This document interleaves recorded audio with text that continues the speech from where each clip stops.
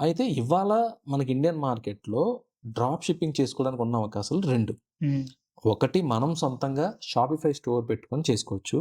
లేదా అమెజాన్‌లో మనం ఒక సెల్లర్‌గా రిజిస్టర్ అయ్యి చేసుకోవచ్చు. హ్మ్. ఇదివరకు అమెజాన్ అంత పాపులర్ కాదు మనకి. ఎలాగా? యాస్ ఎ డ్రాప్ షిప్పింగ్ చేసుకోవడానికి ప్లాట్‌ఫార్మ్‌గా ఎక్కువ పాపులర్ కాదు. ఎక్కువ షాపిఫై పాపులర్‌గా ఉండేది. బట్ రీసెంట్ టైమ్స్‌లో rather than selling your e-com products on your own store, it is better to start with Amazon. Okay. Multiple reasons ఉన్నాయండి. ఫస్ట్ థింగ్ వచ్చేసరికి ఇందాక మనం మాట్లాడుకున్న ట్రస్ట్ ఫ్యాక్టర్.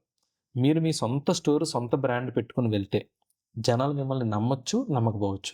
హ్మ్. సో, కొనే ఛాన్సెస్ తక్కువుంటాయి. ఓకే. ఇదొక కొత్త బ్రాండ్. వీళ్ళ స్టోర్‌లో కొనుక్కుంటే మనకు ప్రొడక్ట్ వస్తదో లేదో తెలీదు. అదే మీరు అమెజాన్‌లో కొనుక్కుంటే 95% ఆఫ్ ది ఆడియన్సెస్, 95 కాదు, 99% ఆఫ్ ది ఆడియన్సెస్ అమెజాన్‌లో కొనుక్కుంటున్నాం అనుకుంటారే తప్ప, అమెజాన్‌లో ఒక సెల్లర్ దగ్గర కొనుక్కుంటున్నాం అన్నది మాత్రం ఎవరు ఆలోచించరనమాట. So, that is the difference బేసిక్‌గా. సో, ఎప్పుడైతే మీరు అమెజాన్‌లో డ్రాప్ షిప్పర్ అవుతారో, మీ ప్రొడక్ట్స్ అమెజాన్‌లో పెట్టుకుంటే గనక ఆల్రెడీ అమెజాన్ వాడు ట్రస్ట్ బిల్డ్ చేసేసుకున్నాడు. హ్మ్. సో, జనాలందరికీ ఏంటి, అమెజాన్ అంటే నాకు తెలుసు, అందరికీ తెలుసు. Everybody knows Amazon. రోజు చూస్తున్నారు. సో, అమెజాన్ అందరికీ తెలుసు కాబట్టి ఫస్ట్ బ్యారియర్ మీరు క్రాస్ అయిపోతారు. జనాలు మేము మీ దగ్గర కొనుక్కోవచ్చా లేదా అన్న డౌట్ రిమూవ్ అయిపోద్ది ఫస్ట్ ఆఫ్ ఆల్. ఆ డౌట్ రిమూవ్ అయిపోయి they are moving on to the second thing. అదేంటంటే, ఓకే, ఈ ప్రోడక్ట్ ప్రైస్ తక్కువుందా? ఇంకో ప్రోడక్ట్ ప్రైస్ తక్కువుందా?